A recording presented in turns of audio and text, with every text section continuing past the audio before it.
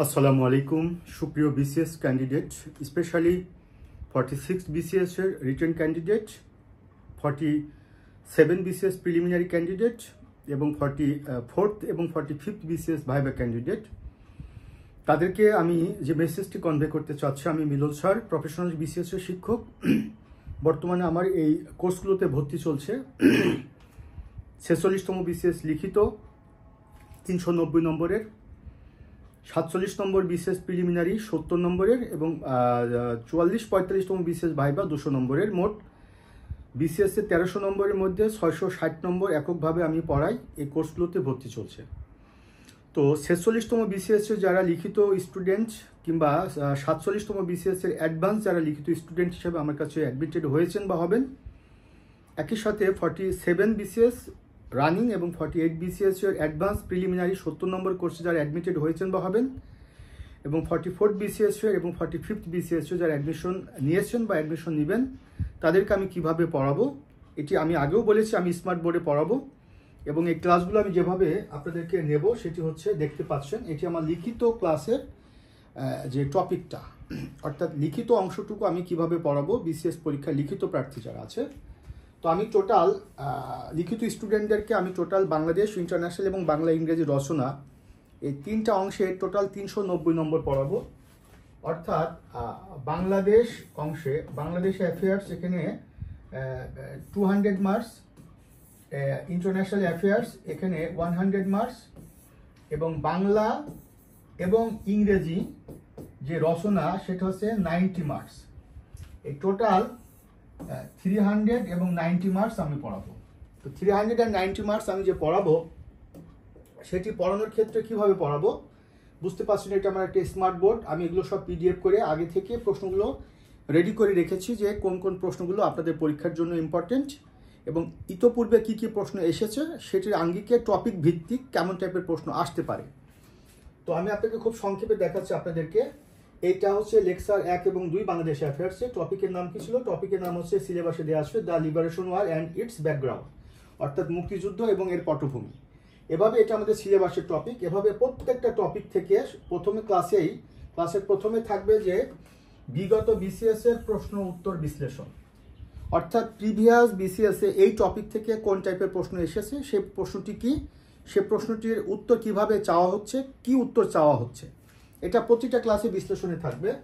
এভাবে যদি আমি আপনাকে দেখাই টোটাল প্রত্যেকটা টপিক থেকে কি কি প্রশ্ন হতে পারে সেগুলো কিন্তু আমি সম্ভাব্য প্রশ্নগুলো এটা লিখে রাখছি। এবার দ্বিতীয় যে ক্লাসটি থাকবে সেটি হচ্ছে যে gender issues and development in Bangladesh, বাংলাদেশের ইস্যু এটা। তারপরে তিন নম্বর যে ক্লাসটি থাকবে সেটি হচ্ছে যে তারপরে থাকবে সেই গ্লোবালাইজেশন অ্যান্ড বাংলাদেশ, বিশ্বায়ন ও বাংলাদেশ। এরকমভাবে যদি আমি আপনাকে দেখাই এই যে কি কি প্রশ্ন আমি আপনাদেরকে পড়াবো তার একটা সম্ভাব্য সাজেশন আমি করে রাখছি। 5 নম্বর 6 নম্বর ক্লাসে থাকবে যে কন্টেম্পোরারি কমিউনিকেশন অ্যান্ড আদার্স, এভাবে তারপরে elections in Bangladesh and others, political parties and others. এভাবে যদি আমি আপনাদেরকে দেখাই, এভাবে লিখিত অংশে প্রত্যেকটা টপিক ভিত্তিক কি ধরনের প্রশ্ন হতে পারে সেগুলো কিন্তু আমি আপনাদেরকে এখান থেকে এগুলো আমি আপনাদেরকে পড়াবো। এরপরে সর্বশেষ যেটা আমি জাস্ট সংক্ষেপে আপনাকে দেখাচ্ছি, এই যে 15 and 16 ক্লাসে হিস্ট্রিক্যাল কালচার অফ বাংলাদেশ। তারপর এভাবে বাংলাদেশ অ্যাফেয়ার্সের টোটাল এই কয়টা আমি ক্লাস নিব, অর্থাৎ অ্যারাউন্ড 17 ক্লাস আমি তাদেরকে নিব। এবং তারপর থাকবে হচ্ছে recent affairs, Bangladesh affairs, recent affairs, এই যে বর্তমানে বাংলাদেশ সরকারের চ্যালেঞ্জগুলো কী কী, এসব চ্যালেঞ্জের মোকাবেলা করণীয়গুলো কী কী, আরও অনেক কিছু বিষয় রয়েছে। এরপর থাকবে ইন্টারন্যাশনাল অ্যাফেয়ার্স। ইন্টারন্যাশনাল অ্যাফেয়ার্সের 3টা পার্ট। একটা হচ্ছে যে কনসেপচুয়াল ইস্যুস সেকশন এতে প্রথম ক্লাসে থাকবে ইন্ট্রোডাকশন টু ইন্টারন্যাশনাল অ্যাফেয়ার্স, এখানে বিগত বিসিএস এর প্রশ্ন বিশ্লেষণ, তারপরে সাজেশনমূলক প্রশ্ন, কি টাইপের প্রশ্ন এখানে আপনাকে পরীক্ষায় দিতে পারে। লেকচার 2-তে থাকবে সে অ্যাক্টরস ইন দ্য ওয়ার্ল্ড, এভাবে সিলেবাস ভিত্তিক। 3 নম্বর ক্লাসে থাকবে সে পাওয়ার অ্যান্ড সিকিউরিটি। এভাবে যদি আমি আপনাকে সর্বশেষ যদি দেখাই, প্রত্যেকটা টপিক থেকে বাংলাদেশ এবং ইন্টারন্যাশনাল অ্যাফেয়ার্সের এই যে তারপরে সেকশন 2 যেটা, সেকশন বি যেটা ইম্পেরিক্যাল ইস্যুস ইউনাইটেড নেশনসের উপরে, লেকচার 8 এবং লেকচার 9 থাকবে।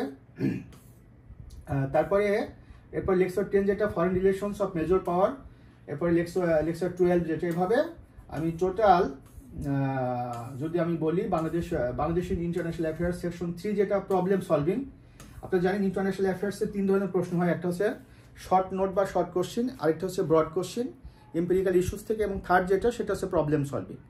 বাংলাদেশি অ্যাফেয়ার্সের প্রশ্নগুলো হয় ব্রড কোশ্চিন, শর্ট কোশ্চিন কিংবা নোট আকারে, অর্থাৎ টিকা আকারে। শর্ট কোশ্চিন বলতে 4 নম্বর 5 নম্বর প্রশ্ন হয়, অনেক সময় 20 মার্কসের প্রশ্ন হয়, 50 মার্কসের প্রশ্ন হয়। এভাবে আমি আপনাদেরকে এই যে তারপরে বাংলা এবং ইংরেজি রচনা দিয়েছি 90 মার্কসের অলরেডি আমি সাজেশন করে ফেলেছি। দেখতে পাচ্ছেন সাজেশনগুলোর মধ্যে কি কি আছে।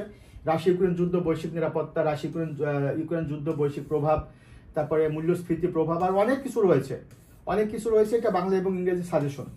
এরপর দেখতে পাচ্ছেন যে বিগত বিসিএস এর লিখিত প্রশ্ন 40তম বিসিএস থেকে, কারণ নতুন প্যাটার্নটা আমি 40তম থেকে মূলত আমি আপনাদেরকে ধরছি। 40তম থেকে কি কি প্রশ্ন আপনাদের পরীক্ষায় এসেছে, 40তম বিসিএস এই যে 41তম বিসিএস কি কি প্রশ্ন আসছে বাংলাদেশ অ্যাফেয়ার্স থেকে, তারপরে হচ্ছে 43তম বিসিএস, 44তম বিসিএস কি কি প্রশ্ন আসছে। সর্বশেষ যেটি আমি যদি আপনাকে বলি, এই যে সর্বশেষ 45তম বিসিএস কি কি প্রশ্ন আসছে বাংলাদেশ অংশে, এটা যদি আমি আপনাকে দেখাই। এরপরে আসেন, এটা হচ্ছে ইন্টারন্যাশনাল অ্যাফেয়ার্সে কি কি প্রশ্ন আসছে, তারপরে যদি আমি আপনাকে বলি, এভাবে মূলত আমি আপনাদেরকে সংক্ষেপে যেটা বলছি যে আপনারা দেখতে পাচ্ছেন এই যে স্মার্ট বোর্ডে এখানে অনেক তথ্য দেওয়া আছে, বিশেষ ভাইবা রিলেটেড, বিশেষ প্রিলিমিনারি রিলেটেড, বিশেষ লিখিত রিলেটেড, এবং এই যে বিগত প্রশ্নগুলো আসছে সে প্রশ্নগুলো কেমন টাইপের প্রশ্ন আসছে এবং সেটার আঙ্গিকে আগামীতে কেমন টাইপের প্রশ্ন আসতে পারে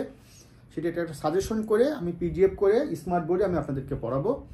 তো আশা করছি যারা আমার লিখিত কোর্সটি করবেন 390 নম্বরের, যেহেতু আমি ভাইবা পর্যন্ত পড়াই এবং আপনারা জানেন যে ভাইবাতে যে টাইপের প্রশ্নগুলো হয় নর্মালি, আপনি first choice, second choice, third choice, even last choice যে ক্যাডারটি দিয়েছেন সেখান থেকে প্রশ্ন হতে পারে, ইনফ্যাক্ট ক্যাডার রিলেটেড প্রশ্ন হতে পারে। এরপরে প্রশ্ন হতে পারে কন্টেম্পোরারি ওয়ার্ল্ড পলিটিক্স, সেটি national issues, international issues, world economy, তারপরে জিওপলিটিক্যাল ইস্যুজ, বিভিন্ন রাষ্ট্রের যে state policy, foreign policy, domestic policy. এরপরে কনস্টিটিউশন থেকে প্রশ্ন হয়, আমাদের ল্যাঙ্গুয়েজ মুভমেন্ট থেকে প্রশ্ন হয়, লিবারেশন ওয়ার থেকে প্রশ্ন হয়, ইন্টারন্যাশনাল ন্যাশনাল ম্যাপ থেকে প্রশ্ন করা হয় ভাইবা বোর্ডে। তো আমি মনে করি আমার এই লিখিত কোর্সটি এমনভাবে সাজানো হয়েছে এবং এমনভাবে আমি এগুলো নিয়ে আলোচনা করব, আশা করছি এখান থেকে আপনারা ভাইবাতেও কিন্তু ভালো একটা উপকার পাবেন। তো এই মুহূর্তে আমার 46 বিসিএস এর রানিং এবং 47 বিসিএস অ্যাডভান্স লিখিত কোর্সে ভর্তি চলছে। যদি কেউ আমার কোর্সটি করতে চান সেক্ষেত্রে আমার ফোন নম্বরটি হলো আমার ফোন নম্বর সেটা হচ্ছে যে